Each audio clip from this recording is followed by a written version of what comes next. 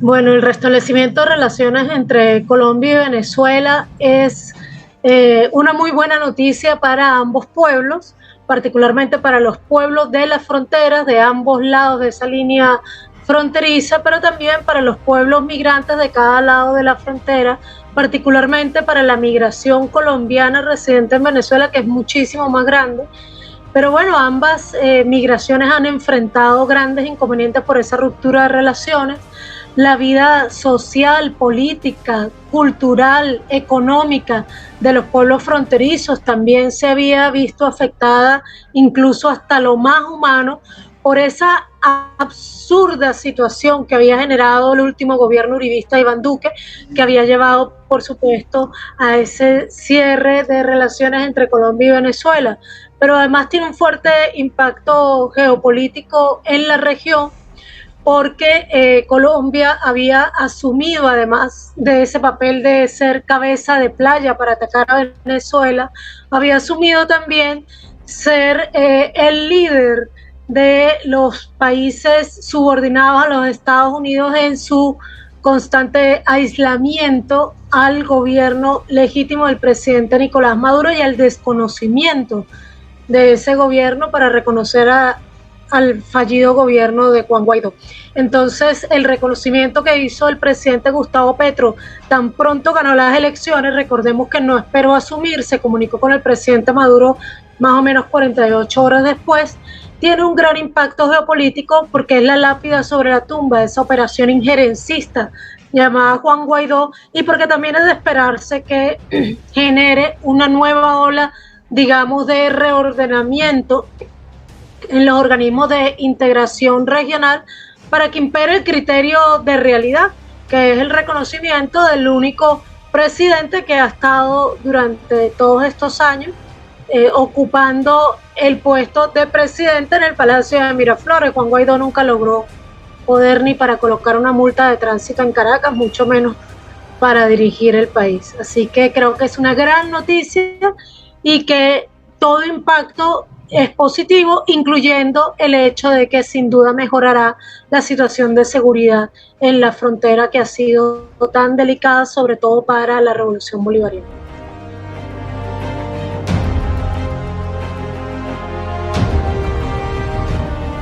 Bueno, qué importante que el presidente Gustavo Petro haya puesto fin a esa absurda política exterior que dirigió el gobierno de Iván Duque. Entre sus muchos errores tuvo el de excluir a Venezuela como país garante de los diálogos con el Ejército de Liberación Nacional, diálogos que finalmente nunca retomó el gobierno de Iván Duque. Digo retomó porque habían quedado abiertos con el gobierno anterior de Juan Manuel Santos, pero Duque nunca los retomó y luego finalmente decidió abandonarlos. Pero antes de hacerlo, desconoció a Venezuela como país garante. El presidente Gustavo Petro ahora no solamente retoma las relaciones con Venezuela y con Cuba, que tiene que ver con este mismo tema de los diálogos, sino que además le vuelve a solicitar a Venezuela que siga siendo país garante de esos diálogos. Eso es muy importante porque ha sido el Ejército de Liberación Nacional una de las fuerzas, digamos, permanentes para pedir que Venezuela sea país garante. Recordemos que los países garantes tienen que estar aprobados por ambas partes, tanto por el Estado colombiano como por la organización insurgente. Venezuela logra ese consenso y ha sido pues una noticia también muy importante y que nos ha alegrado muchísimo que el presidente Nicolás Maduro inmediatamente aceptó esa petición y entonces Venezuela una vez más es país garante de los diálogos con el Ejército de Liberación Nacional y también ha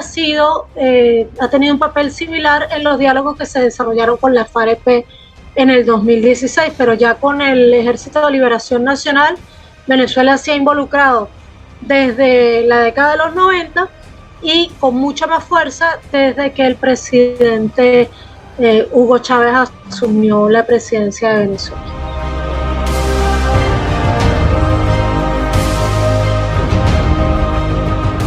Estamos hablando de un gobierno progresista no estamos hablando de un gobierno realmente disruptor o revolucionario, pero sí han dado algunos pasos que son muy interesantes. El recuperar, digamos, el valor simbólico de la espada de Bolívar al exigirla en plena toma de posesión, por ejemplo, nos trae una simbología muy importante porque nos habla de un presidente que tiene un pensamiento latinoamericanista y, por supuesto, bolivariano. Sin embargo, hemos sido siempre realistas o tratamos de ser realistas con lo que podamos esperar de este gobierno por muchas razones. Primero, porque estamos hablando de un gobierno progresista donde hay factores de izquierda, pero también hay factores que se definen de centro o incluso de centro derecha.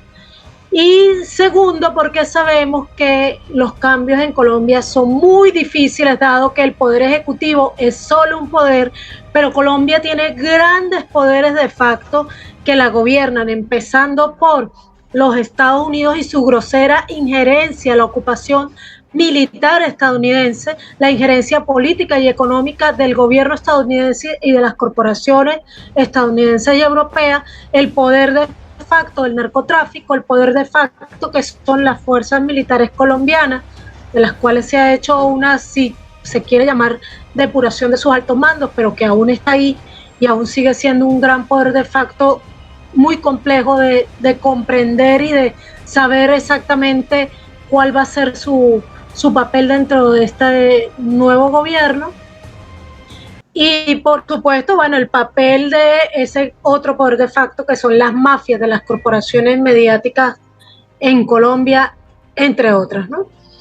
Entonces, si el narcotráfico, las corporaciones, las fuerzas militares y el poder de los Estados Unidos no son cualquier cosa para hablar de 4 años de gobierno que pretende implementar grandes cambios. Ahora hemos visto una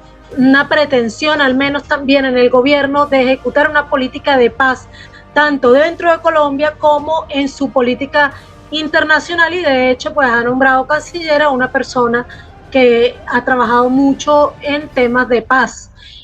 Así que el impacto que creemos que va a tener pues ya está siendo positivo al reconocer al gobierno legítimo de Venezuela, ya está siendo positivo al pedir que se reintegre Venezuela a varios de estos organismos de integración, uno de los cuales Venezuela se había retirado, otros de los cuales se le había sacado, y esperemos que se siga avanzando en ese mismo sentido de tener una política exterior de paz, pues que sea similar a lo que ha sido también la política, la diplomacia bolivariana de paz que se ejecuta desde el gobierno venezolano.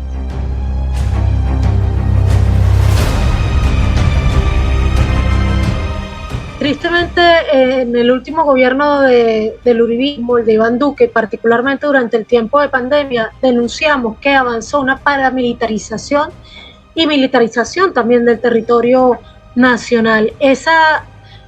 paramilitarización del territorio nacional se está sintiendo ahora cuando al asumir el nuevo gobierno hay una arremetida paramilitar contra líderes, lideresas sociales, que ha llevado a que, por ejemplo, se asesine el primer líder de la Unión Sindical Obrera, que se ha asesinado en 2 décadas,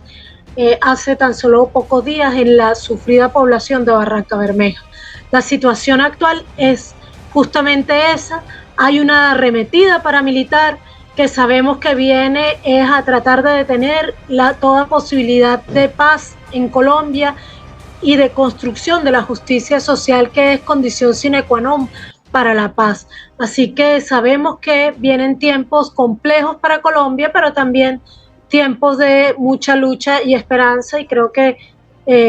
a la lucha está acostumbrado el pueblo colombiano, a la esperanza no está acostumbrado el pueblo colombiano. Ese ha sido uno de los baluartes más grandes de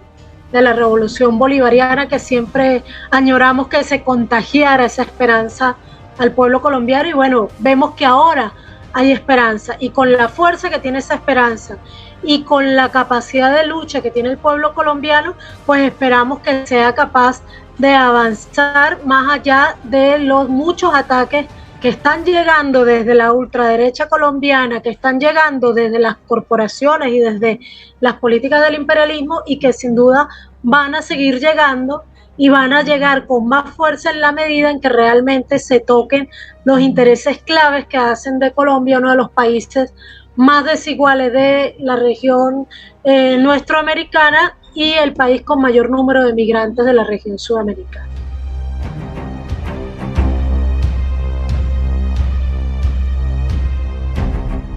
Bueno, los primeros desafíos son cubrir la deuda social acumulada durante este tiempo de ruptura,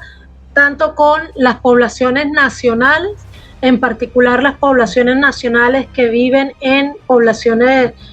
fronterizas, y con las poblaciones migrantes de sus propios países en el otro, ¿no? Esas son las primeras grandes deudas inmediatas a cumplir, un gran reto a satisfacer. Por otro lado, pues la reactivación económica de esas relaciones es un gran reto y también una gran oportunidad para ambos países para abastecerse y para fortalecer sus propias economías, y para que el fortalecimiento del intercambio económico sirva para fortalecer la unidad política histórica que caracteriza a nuestros pueblos. Por supuesto, también está ahí este gran reto planteado, que es la construcción de la paz. La construcción de la paz como esa construcción histórica que es fundamental que se construya en Colombia, pero que también es muy importante que se irradie hacia Venezuela, porque ha sido Colombia, tristemente, como cabeza de playa del imperialismo, un factor de desestabilización de la tranquilidad del pueblo venezolano. Así que ese es otro gran reto.